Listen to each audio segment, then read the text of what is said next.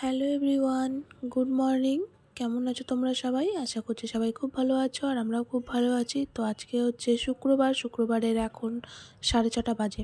আজকে অনেক সকালে ঘুম থেকে উঠেছি। আসলে কেন বলো তো, এক জায়গায় যাওয়ার ব্যাপার আছে তো সেই জন্য সকাল সকাল উঠে গেছি। আর উঠেই বাড়িঘর সব ঝাড় দিয়ে দিয়েছি।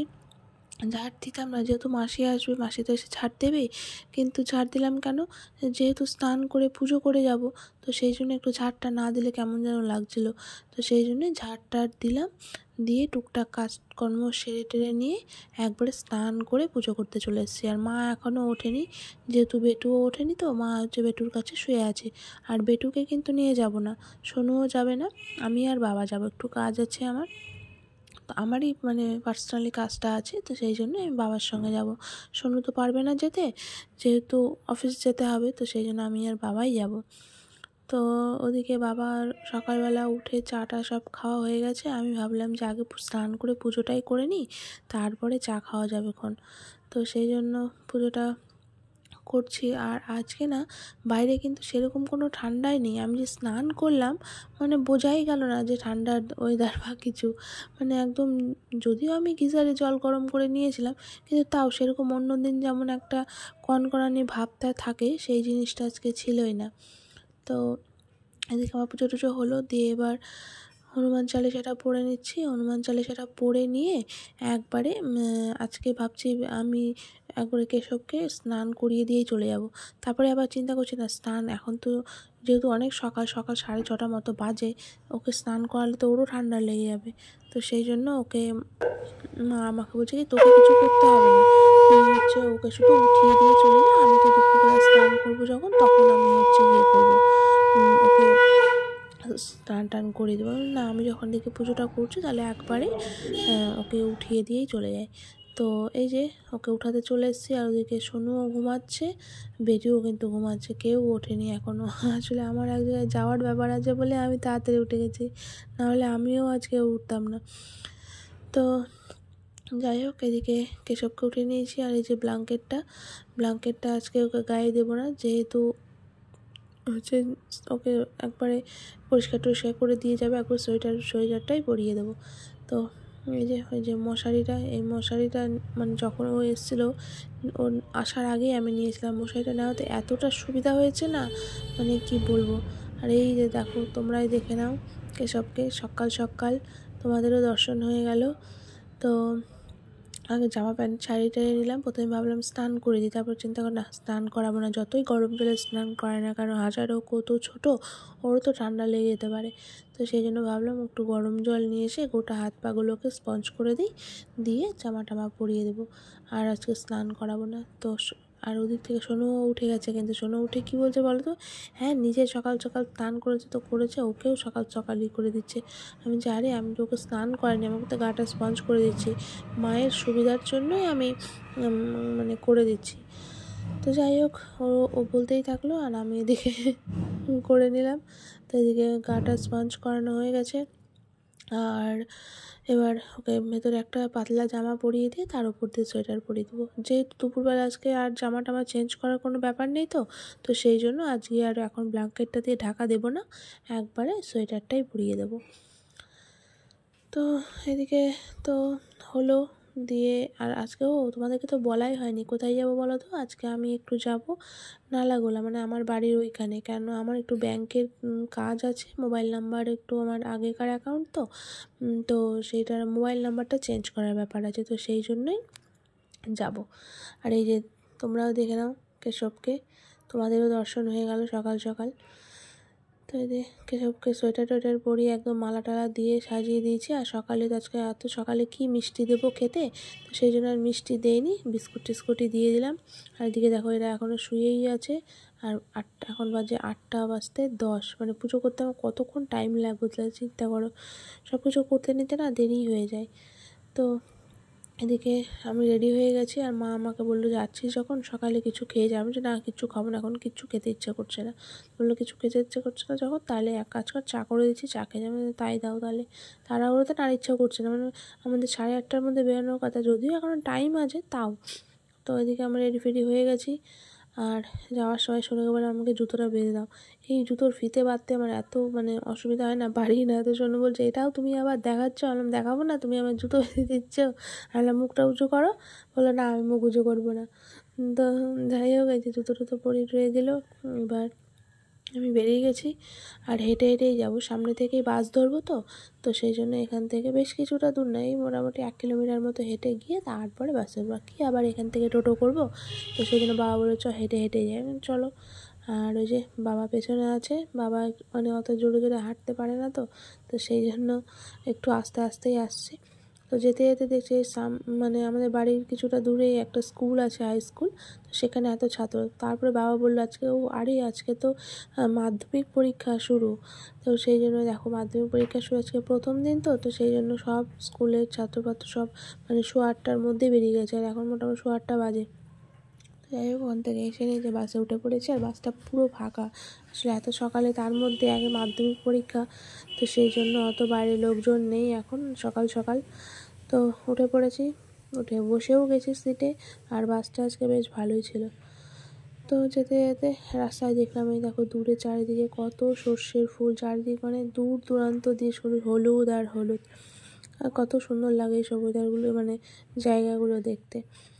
আসলাম, পাকুয়াতে নেমে গেছি। নেমে গিয়ে বাবা বললাম একটু খিদে পেয়েছে, খাই। তো বাবা বললো তাহলে কেক বা বিস্কুট কিছু একটা নিই। তো এই যে কেকটা নিতে আসলাম। তো এই দোকানে কেক নেই, মানে বেকারির যে ওই ফ্রুট কেকগুলো আছে ওই কেকগুলোই নেবো।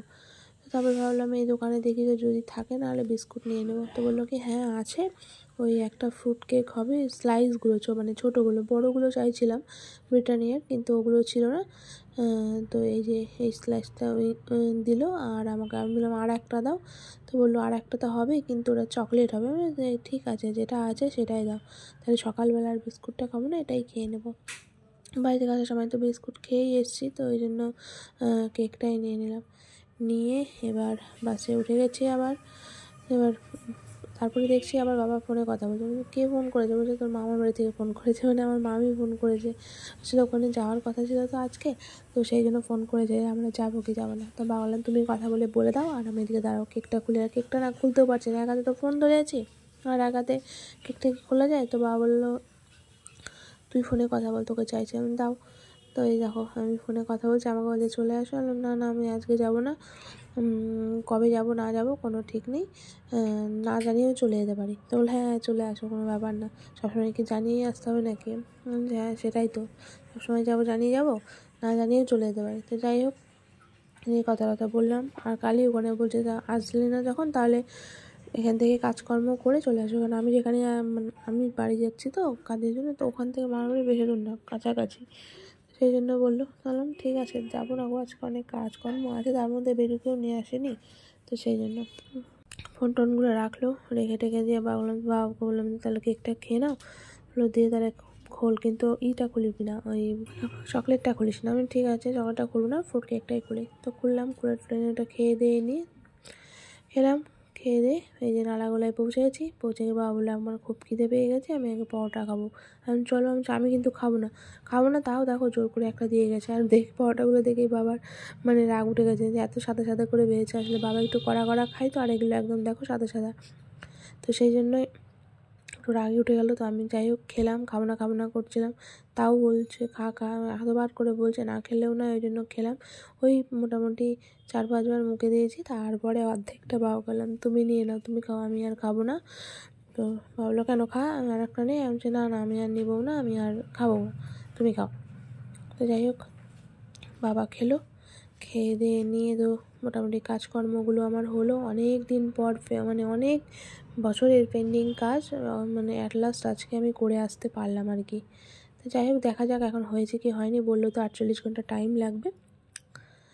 তো 48 ঘন্টা না হলে তো বোঝা যাবে না। তো কাজকর্ম করে চলে এসেছি মালদা, আবার মালদাতে দিয়ে ভাবলাম যে বাজারটা দেখছি বসে গেছে। এখন মোটামুটি 4টে না 3:30 মতো বাজে। তো ভাবলাম যে অনেক শাক টাক দেখলাম রাস্তায়, তো বললাম কি চলো আগে একটু শাক নিয়ে নিই, শাকগুলো দেখতেও ভালো লাগছে। আসলে সন্ধ্যাবেলা আমরা আসি তো, অন্ধকার অতটা বোঝা যায় না। তো এই যে শাক নিয়ে নিলাম, ছোলার শাক। আর বাড়িতে ফুলও ছিল না, ফুল শেষ হয়ে গেছিলো। তো ভাবলাম তাহলে একটু ফুল নিয়ে নেই, ফুল টুল নিয়ে তারপরে চলো। তো এদিকে ফুল টুলগুলো নিয়ে নিলাম।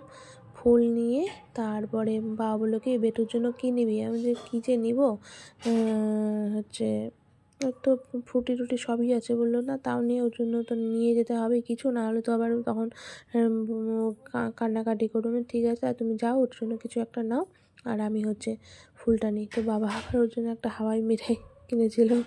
মানে ও হাওয়াই মিঠাই খাই তো খুবই কম, কিন্তু ওই যে দেখতে ভালো লাগে ওই জন্য ওই নেয় জায়গা।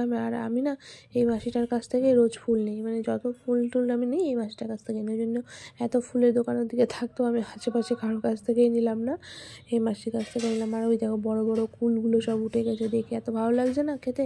কিন্তু আগে থেকে সরস্বতী পূজার আগে না হলে কুল টুল খেতাম না, তো এখনও আর ওগুলো মন চায় না যে সরস্বতী পূজা হয়নি এখনও কুল খেয়ে নিই বা কিছু। তো যাই হোক নিলাম না ওই জন্য। দিয়ে নিয়ে যে বাড়ি চলে এসেছে। বাড়িতে এসে আমি ভাবলাম কি বেটু বোধহয় ঘুম থেকে উঠে গেছে, তো মা বললো যে না না ওই ঘুম থেকে উঠেনি, ওই ঘুমাচ্ছে।